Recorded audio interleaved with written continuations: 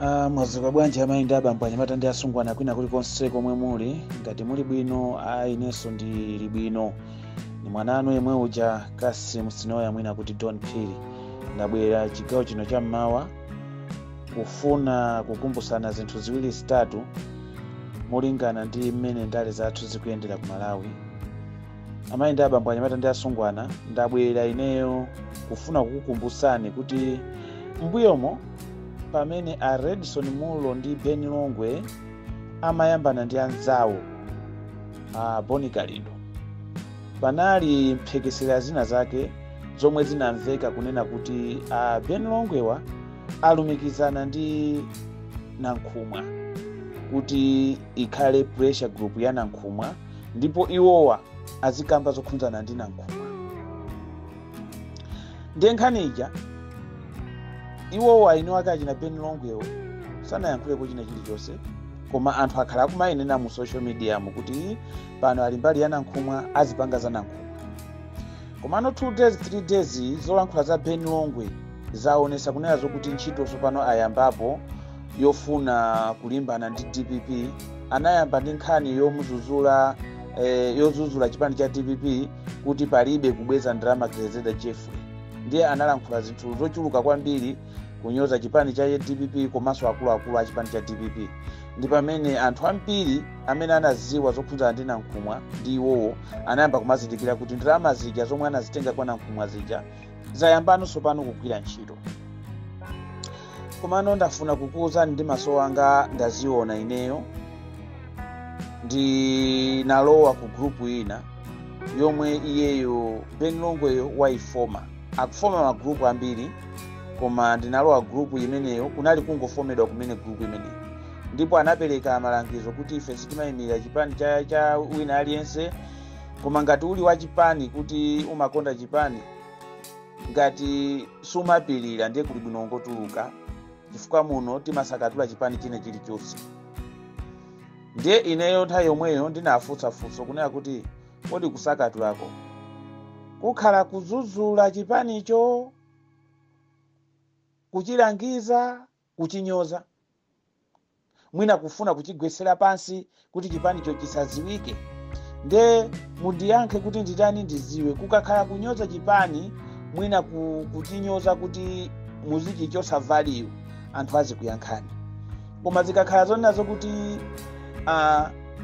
mukuchizuzula, mwina kulangiza kuti atenge direction yabwino, palibe wina aliyense amene angakhumudwe nazo. Pamene paja zitapita, NGC yadusa zuloyi Ben Longwe atulusa audio yawo. Choyamba anatulusira ku grupu komawu onena zokuti mmene zafikiramu palibe chifukwa chonena zokuti anthu akavotere DPP. Ayi, chifukwa chake nachi ndi anayamba kumalongosola kuti zifukwa zomwe anthu sangavotere DPP nzonena zokuti DPP italowa mboma inatuluka.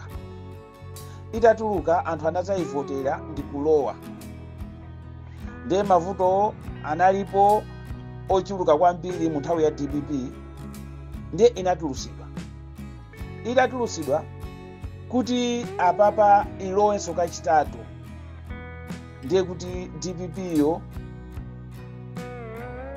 akuti chichewa chake analankhula kunena zokuti izazimva kuti ndiwo wokha basi ku Malawi kuja, palibe wina aliyense. Ndiye tisavotere DPP mu 2025 tikuyenera kuti tivotere chipani china cha nyowani, osati DPP. Izazimva, ndipo chipani cha DPP izaononga zinthu wesi kuposa amene akuononga padakali pano. Nde magrupu awo awasegula ndi cholinga chokuti aziaphunzitsa anthu zoyenera kuchita kuti anthu asinthe mindset yawo yoganizira za DPP, koma azipanga zonena zokuti DPP asayikondenso ati izazimva. Tikazayibwezeresa mboma DPP yo izazimva, komanso izaononga, izakhala wesi.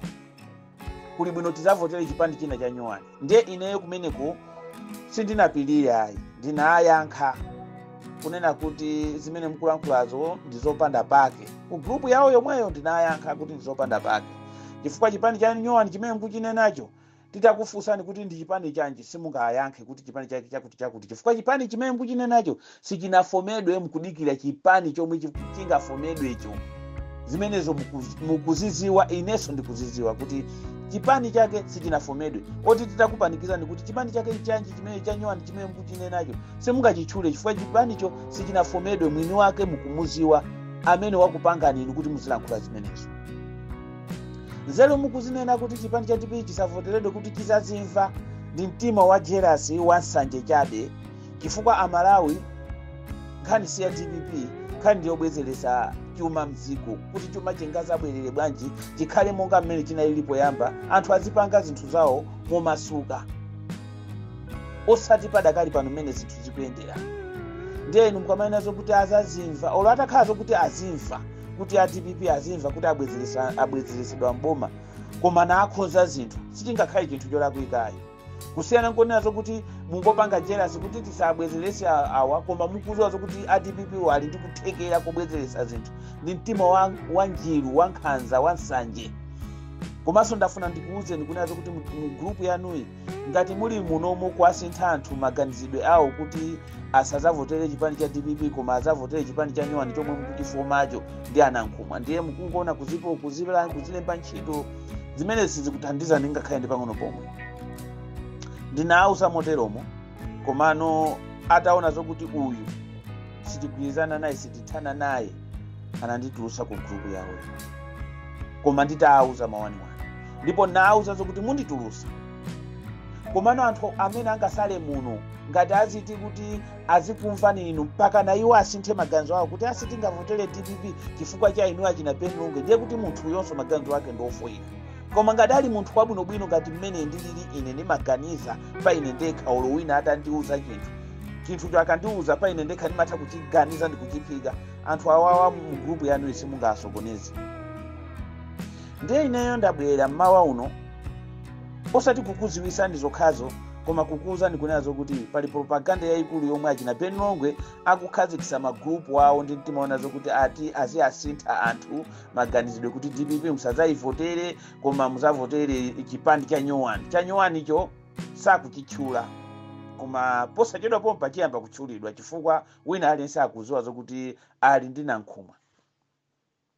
Tsopano padakali pano nankhumwayo olo zitakhala zokuti wapita ku convention ndi kukaluza ku chipani cha DPP icho, waluza si president wa chipani cha DPP, zimuvuta kuti alengeze mwachangu kuti watuluka mu chipani cha DPP ndi kukayambisa chipani chake. Chifukwa chake nchoena zokuti munthu uja ndi wadyera, sangalole kuti alengeze mwansanga ndi kukayambisa chipani. Mtima woyambisa chipanicho ndiye ulipo, koma sangalole kulengeza zimenezo mwachangu chifukwa chadyera, kuopa kuti aluza mpando wa leader of opposition. Ndiye iyeyu salengeza mwansanga zokuti wachoka mu DPP chifukwa cha mpando, koma zintchito zake ndizinazo zizachita kuonekeratu kuti munthu isiti naye limodzi, koma sazalengeza. Chipani chawo chizakhala chakumapeto kwenikweni chifukwa chakuteteza mpando wa leader of opposition. Ndiye ena ayamba kale kupanga kampeni olo asakutchula kuti chipani chake chanji, koma kuti kuli bwino kuzavotera chipani cha nyowani. Ndinawuza kunena kuti dziko la Malawi pamene lafikira ndilosayeneranso kuti tizichita kuyesera anthu kuti talowa ninu tione ayi. Dziko la Malawi likuyeneka kumuyika munthu amene angakwanise kusintha zinthu, akasintha zinthuzo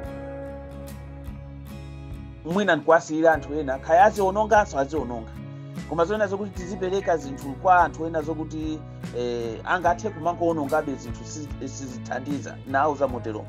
Ndiye gentlemen, kwa anthu amene mumakwanisa kutulusa maziyeni zina zoterozo, kwa ifeyo a DPP tisagone, tiyeni tituluseni maaudio, tiyeni tizuzuleni zomwe angapange, tithane naye pa social media pompano zake nza pa social media, ndipo tithane naye pa social media pompano, background zisapite chifukwa ndi zinthu zopusa zombwambwana zohohowana. Posachedwa pompa amachemelera DPP yomwe pano wasintha chifukwa chokuti akuziwa zokuti kholo lake limene linamutenga kuti likhale mbali yake yagwanawo, ndipo amanena pakati apa kuti convention NGC ya DPP singateke amatero amene analankhula mawu kuti convention ya DPP singateke si malata yekha ya ingakhale Ben Longwe analankhulapo kuti singateke pa zifukwa zomwe amaziziwa mapeto ake NGC yatheka ndi pamene akubweresa propaganda yona zokuti sibwino kuzavotera DPP chifukwa akuziwa zokuti wawoyo sakhalanso leader wa DPP zikanakhala zina zokuti wawo yanali leader wa DPP oti chipani chinatengedwa ndi Kondwani Nankhumwa zokuti msazavotere DPP mawu amene wasakanakhalapo chifukwa bweza kumamugulisa Kondwani Nankhumwa koma popeza zina zokuti akuziwa zokuti Kondwani Nankhumwa zake zikuda uko chifukwa ichi asintha ndipo mawu amene ayamba kulankhula zulu zina zokuti usazavotera DPP ndipo iye nthawi ikadzakwana azapita kumuzi azizayenda kumuzi ndi muzi kwawo za kuipa kwa DPP kuti anthu asayivotere. Ndiye ladies and gentlemen, magrupu mwanu monse china Ben Longwe akukhazikisa magulu onazo kuti azine nazo ipa za DPP ndi kumanyoza DPP komanso ndi kumaphunzitsa anthu kuti azavotere chipani cha Nyong'ani.